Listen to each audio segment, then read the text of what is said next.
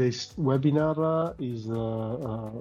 will be divided in two presentations. First one from Giulia Vitello, who is a student at the University of Pavia, who had her master thesis work in a period that she lived in Madrid at the Eugenius Lab. And she worked, she will explain, of course, she worked on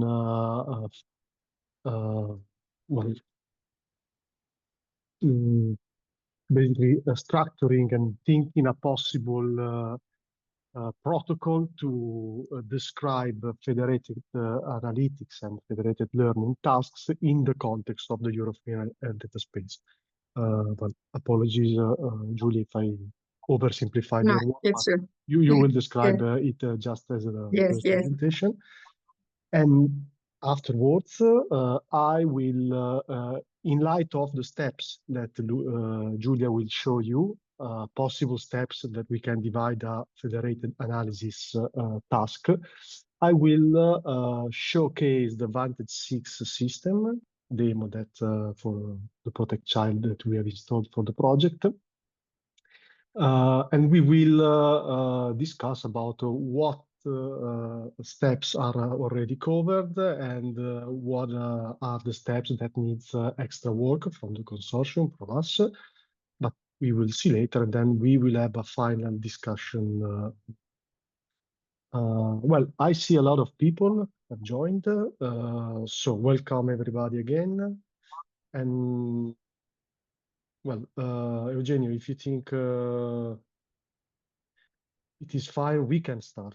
And I will leave the floor to Giulia. Please, Giulia. Okay. Good morning, everyone, and thank you for joining today's webinar. My name is Giulia Vitello, and today I will present to you my work about the development of a high-level federated computing protocol as a proposal for standardization in the context of the European health data space. So let's start with the basics.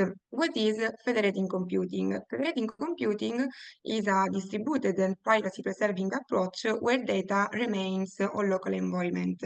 Instead of shared data, we share only aggregate insight. Among the different privacy-enhancing technologies, federated computing is very important because it brings several advantages, such as it names privacy and security. Science data never leaves the local environment, improves efficiency because each node processes the computational task, enables secure collaboration, and at the end, it preserves data ownership, which is essential to build trust and long-term partnerships across organizations. The goal of my work is to define a standardized approach for federated computing that guarantees interoperability, security, and efficiency. To do this, we follow three different steps. So the first was analyze the state of art of federated computing. The second is identify common steps and key gaps between the different federating frameworks, and then propose a high-level protocol.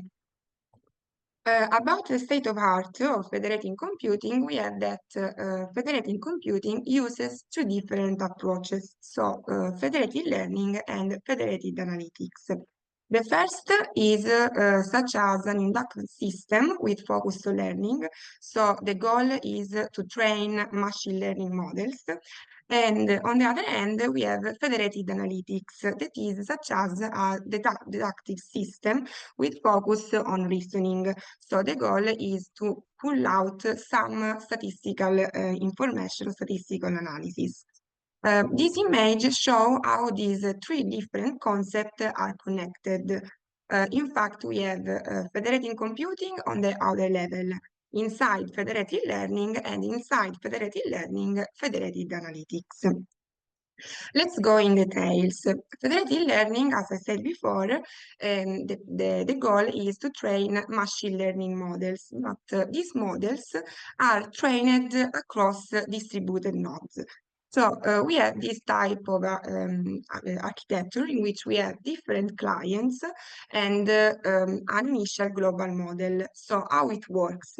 We have the parameters of this global model, for example, the weight of a neural network, and these parameters is sent to different clients. Each client, for example, an hospital, trains this model on its own data that are private. And after local training, each client has a local model, and in the same way, send to server only the aggregation result. The server, through different aggregation algorithms, aggregate the different client results and update the model. For the federated learning, we have a loop because the new global model, the update model, is then redistributed to each client for the training. So the output of this computational task is a trained machine learning model improved over multiple training rounds. On the other hand, about federated analytics, we have that the goal is to do statistical analysis.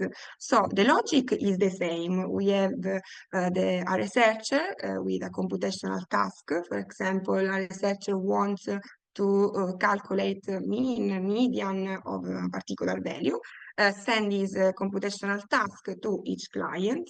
And after local analysis, we have a local model for every client. They send the result to server, and at the end we have the global result. In this case, for example, if the research wants to calculate only the mean, it's not necessary to have a loop, but only one round. So at the end, the output are aggregated statistical insight as we attended. For the second part, so to analyze, identify common steps and gaps, in this slide we have, I don't know, okay. In this slide, we have different frameworks that are currently used in federated computing. We have such as, for example, Flower, TensorFlow Federated, NVIDIA Flare, Vantage 6, and from my analysis, I analyzed that each framework uses different feature and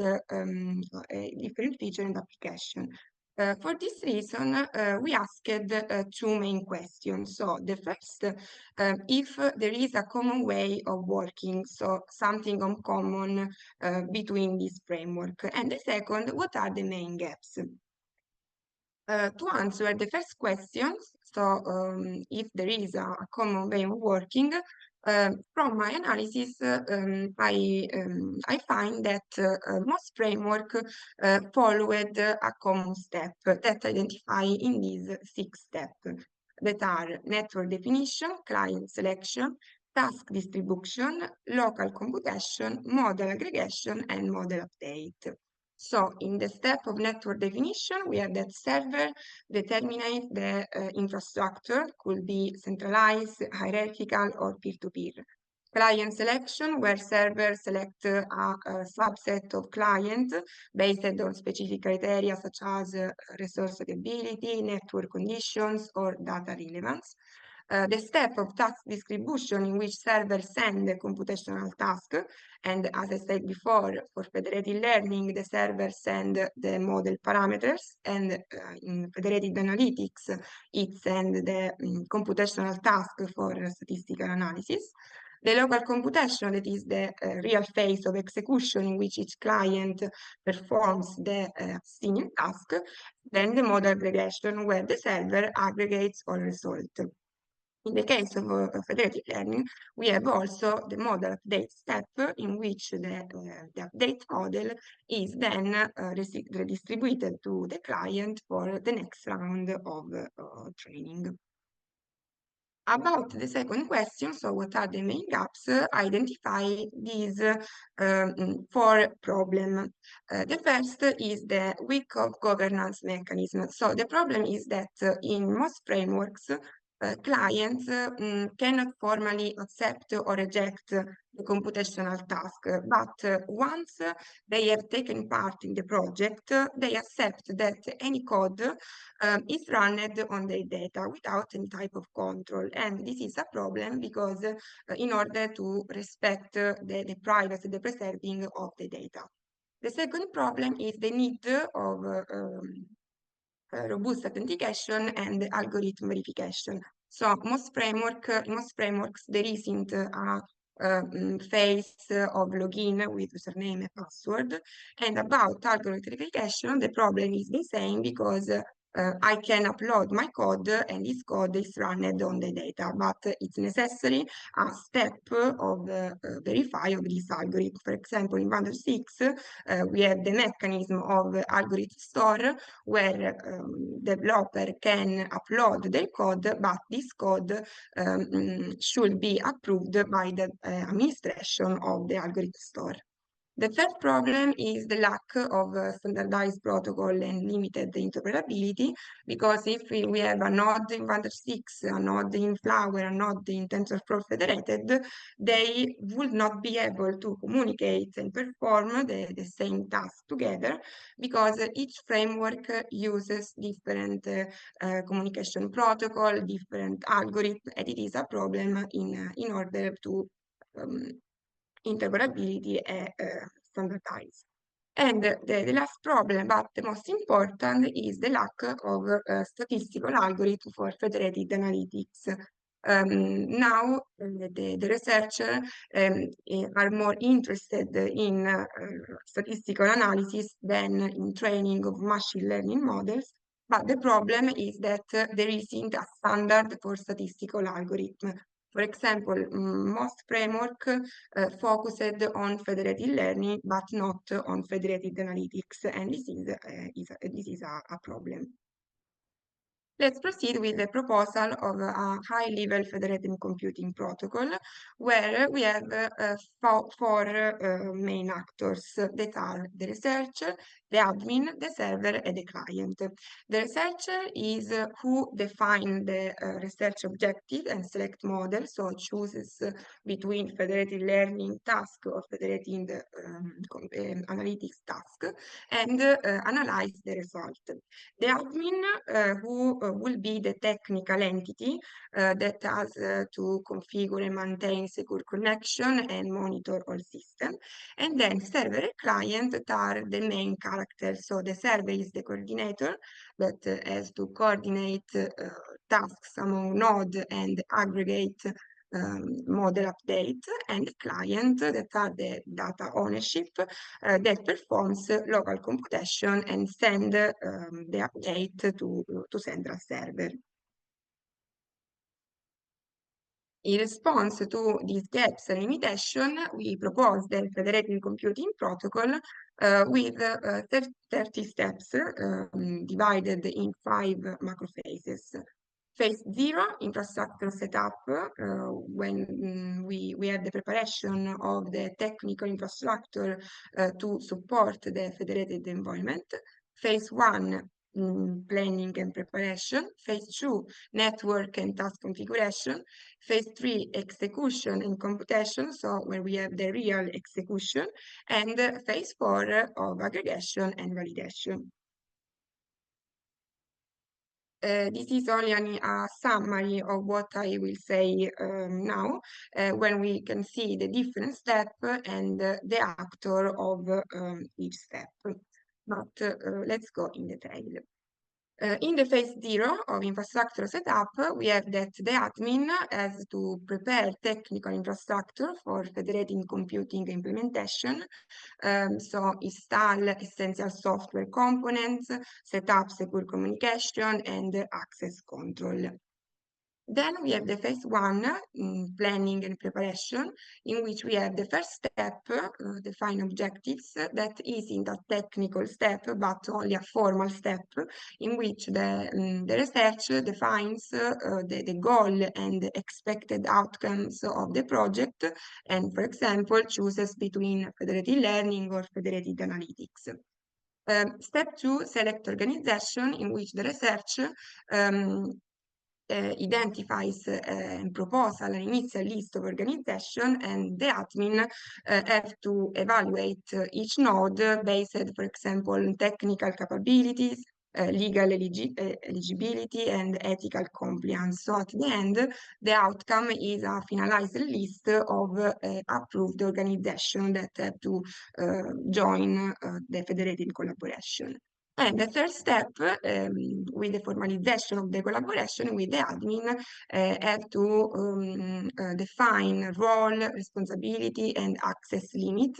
And an important thing in this step is that it's necessary to define the security policy and legal agreements, and so the admin has to draft and share this formal agreement with all participants.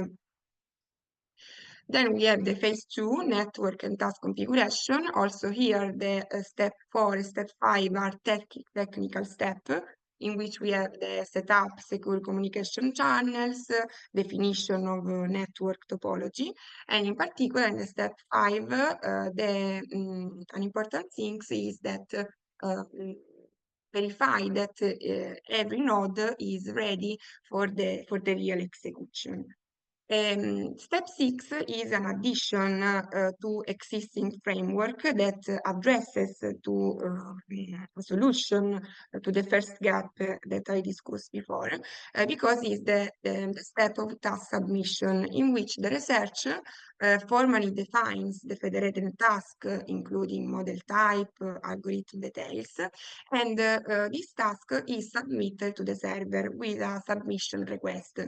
And then the server sends it to the client. So each client reviews the task configuration and decide to accept or reject the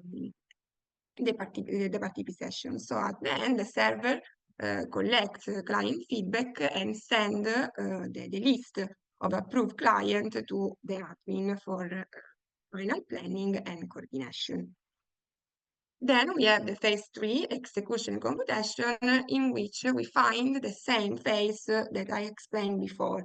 So the client selection from the server, task distribution between each node, local computation, as I said before, then the phase of aggregation and validation, in which the server aggregates all client results, the step of model update, and in the case of federated learning, the redistribution of the update model, and then the output, in which the researcher reviews and validates the final output. These steps are the same before. This is an example of the architecture of the protocol, in which we have the server in the middle that communicates with other actors, so the researcher, the admin, and the different client. So at the end, we can say that among different privacy-preserving artificial intelligence technologies, federated computing enables secure and privacy-preserving collaboration, but the lack of standardization is an important problem. So it's essential, standardization is essential to address interoperability, governance, and security gaps. A problem is that the proposed protocol has been developed considering only IID data, so independent and identical distributed data, and that is the simplest, the most ideal case. So the extension to non-IID data require further analysis. Thank you for your attention. Now I pass the word to Matteo. Thank you, Giulia. And we'll switch to my part of the presentation so we can have an overall figure of what we want to tell you today. Let me share the screen. So, well, Giulia already explained more in detail what we are gonna showcase, but well, today I'm gonna showcase a distributed federated task, federated analytics task. So there will be someone, me, creating the task and giving instructions to a central node to distribute it to all the peripheral, actual nodes that will perform their part of execution on their data. Partial data will be then gathered and collected, and final result will be produced.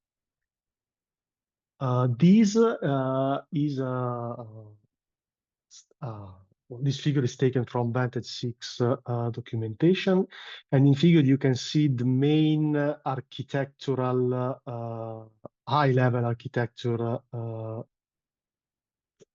elements of the Vantage 6 and of many others federated analytics engines. So we have here, under the name of collaboration, it is represented the server or the central node.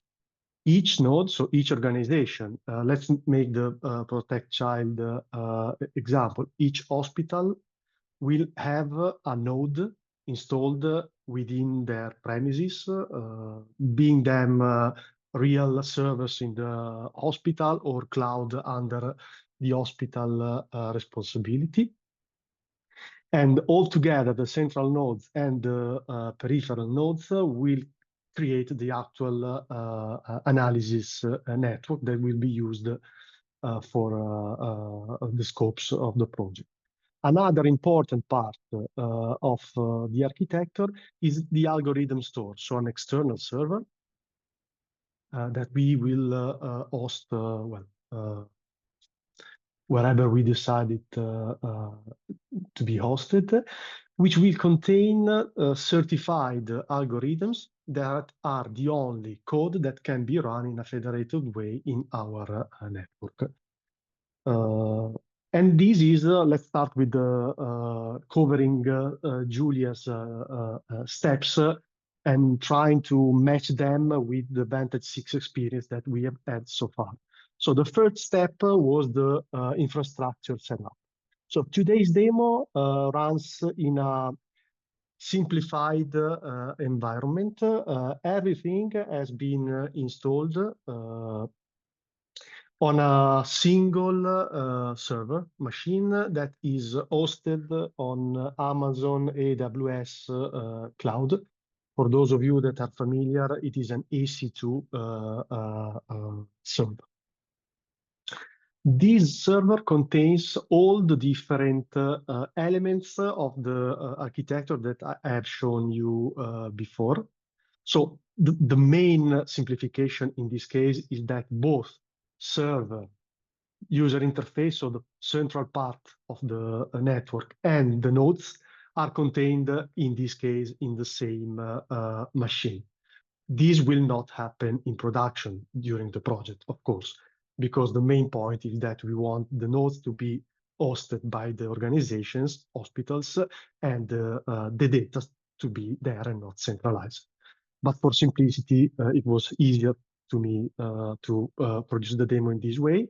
Everything is Dockerized.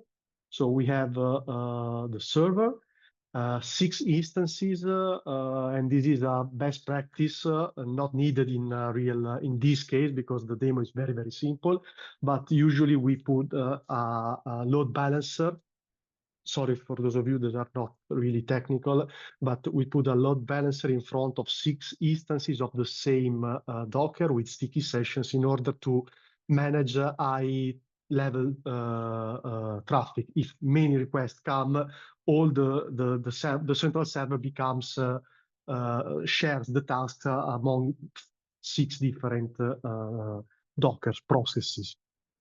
We have a UI that I will showcase soon. And then we have the 3 nodes. So in this demo, we are simulating 3 hospitals participating in a network. The other elements that are needed for Vantage 6 server to run are a database, which we hosted in a EHDS AWS database, Postgres at the end of the day, and a message queuing managing system. We have a RabbitMQ. Even these have been managed by an Amazon service. The only part that has not been hosted internally is the algorithm store, because we used standard demo Vantage 6 algorithm store hosted at ICNL on Azure Cloud by ICNL. Okay, let's move on.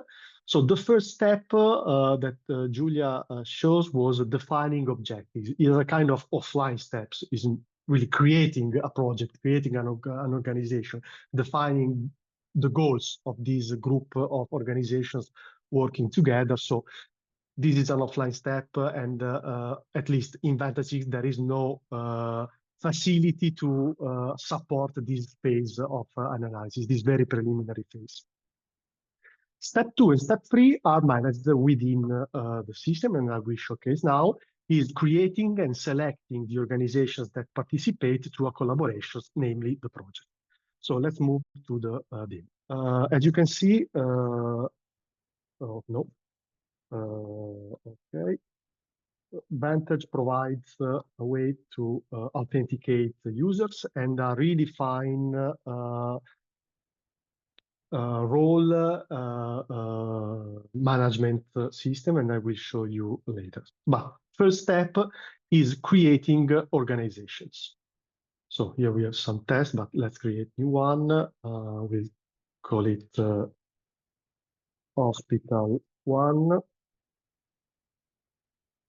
Okay, let's create the 3 hospitals that we need for running the basic algorithms, Hospital 2, and the third hospital. Okay. Once the organizations have been created, we can create a new collaboration, the project. I already created a Protect Child project that is the one I'm gonna use the demo on. But let's see, let's create a new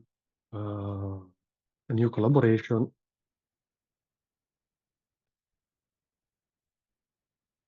Okay, and we select the organizations that are part of this project. Okay, once a project has been created, we have to save the API keys for each of the participating node. And this is something that well, I can show what this looks like. Okay, these are unique identifier randomly generated that are keys for each node. Because once this has been done on the server side, we have to go to the 3 nodes and put the key there in order to let the central system aware of their presence and in order to authenticate them, in order to let them prove that they are really node 1, node 2, and node 3, hospital 1, 2, and 3 in our example. I will not do that because the 3 nodes that I have in my actual demo are already bound to another project that was the Protect Child project that I showcased here. So this collaboration, because I did it beforehand. So now we have the new project that was a project XYZ.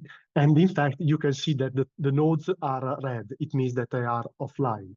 If we move to the actual collaboration that I'm going to use today, you see that we have 3 nodes that are online, the 3 Dockers that I have in my schema. But let's stay for a bit on the fake collaboration.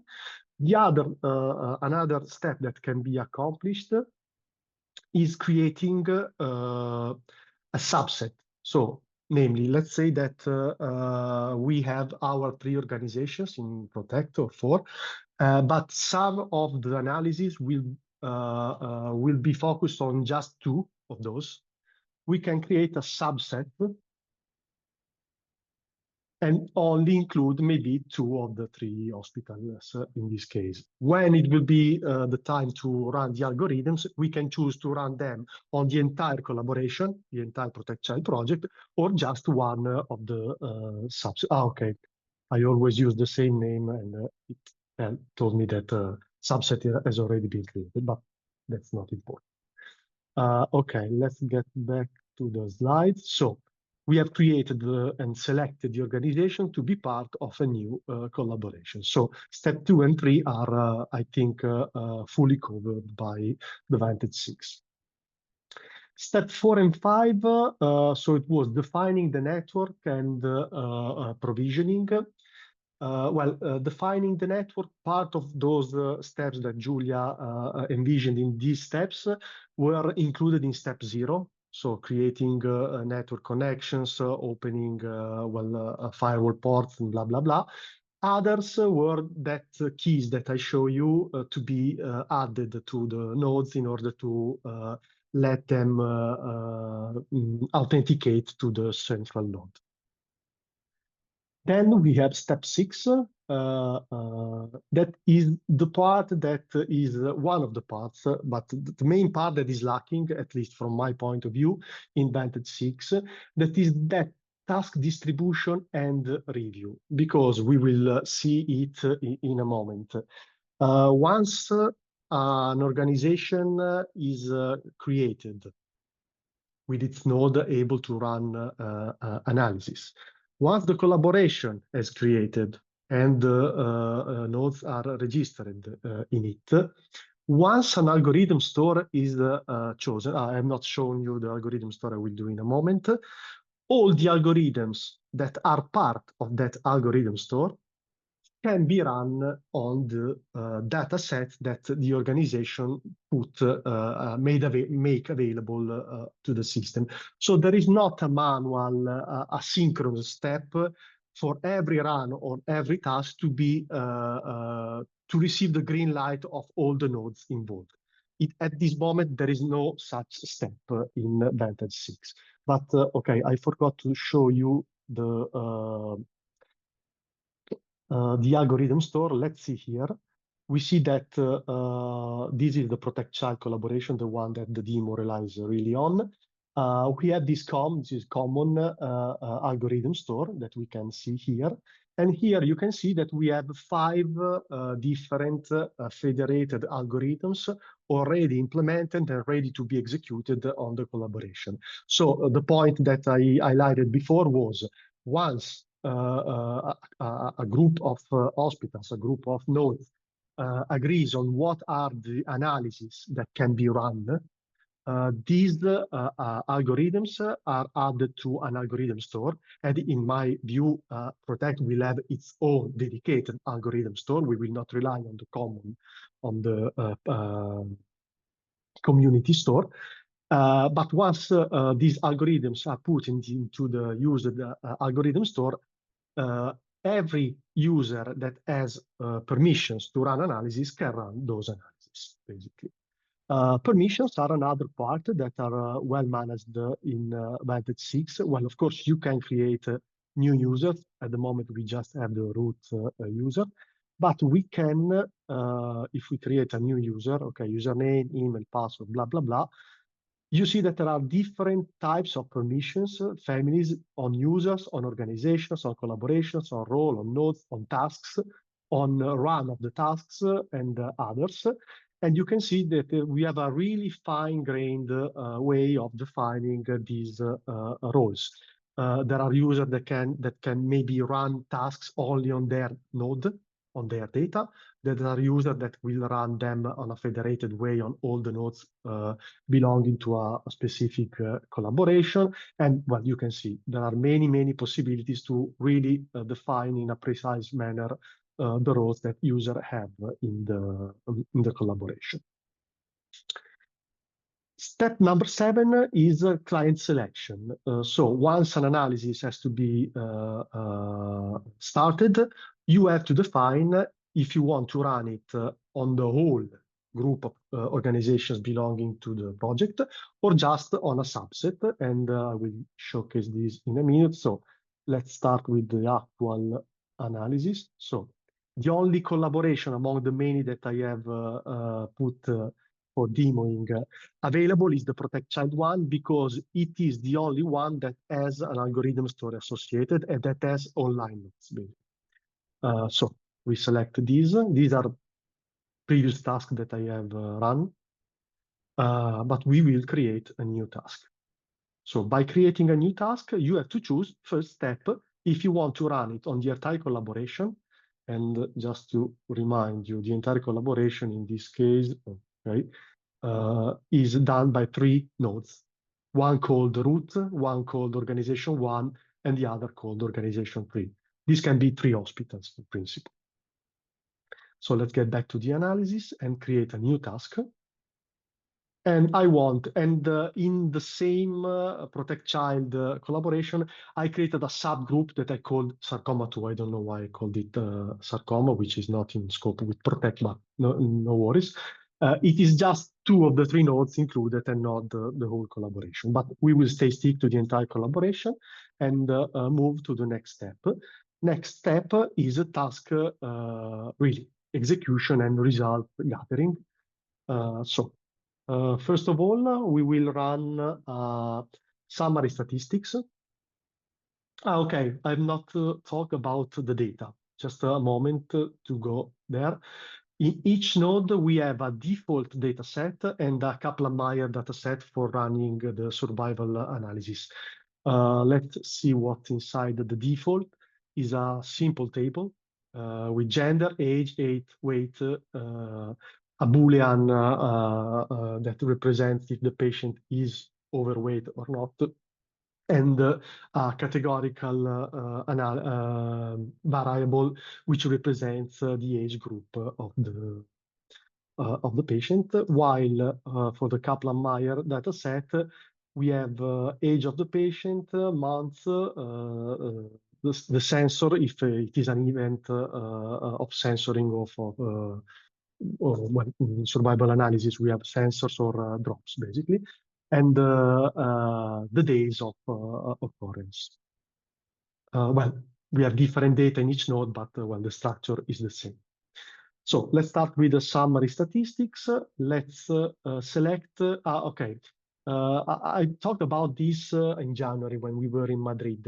One particular feature of Vantage 6 is that, let me get back to a previous slide.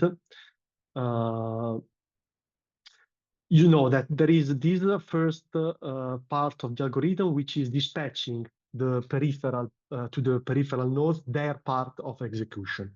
So this is done by the central node, which sends the data to the, in this case, 2 nodes. Every node independently works on its data and produces results. Results are then sent back, the aggregated results, of course, are sent back to the central node. And now a final analysis step is expected to happen.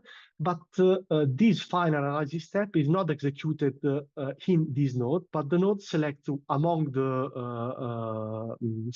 of the hospitals, let's say, one that will also execute the final part of the algorithm with aggregated data. Why? Because in the idea of developers, the green machines are really structured high CPU, high memory servers to rely on the analytics part, while the pink one is just a dispatcher, is an orchestrator. It does not have enough power, in theory, to run the final part of the algorithm. So that's the reason why even the final part, which is on aggregated data and is under responsibility of the central node, is actually performed on one of the peripheral nodes. And here I'm selecting one of the 3 nodes which will run the final part of the algorithm. Okay. Okay, and go next. We select the database and we select the default data set on each node. And next, this is algorithm dependent. We want to select what columns to include. We will include age, gender, age, weight, and maybe this. Okay.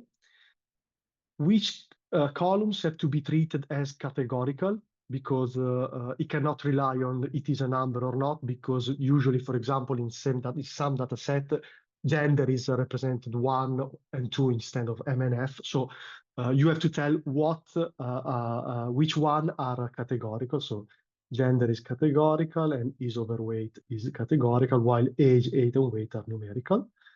And well, this is an extra step, not needed really, to even furtherly reduce the nodes on which we will run the analysis. It's more useful for debugging than for real execution.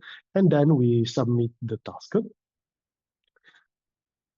Okay, and you can see central part has been done. Now the nodes are working. Okay, as usual. Matteo, I think that you get an error because age group was categorical.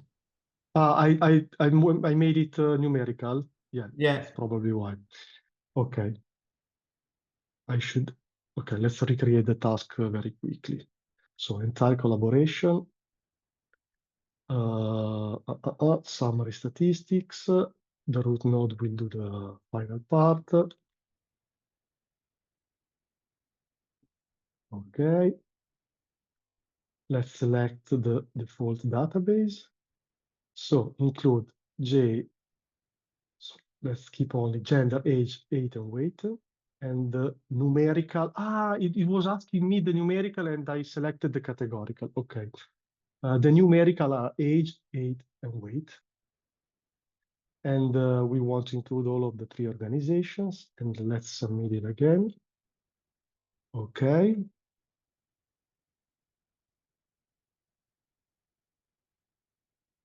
Now, okay. Now the central part dispatched.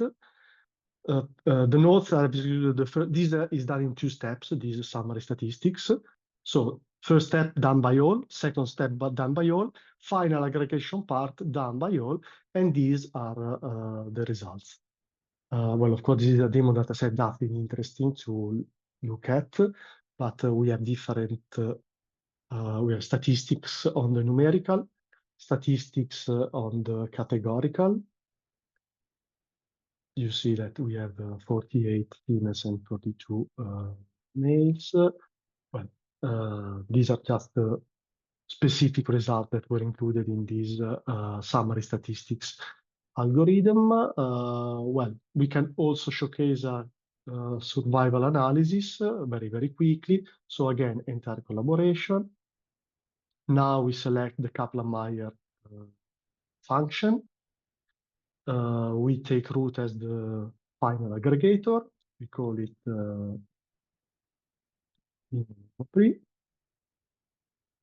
we select the survival database.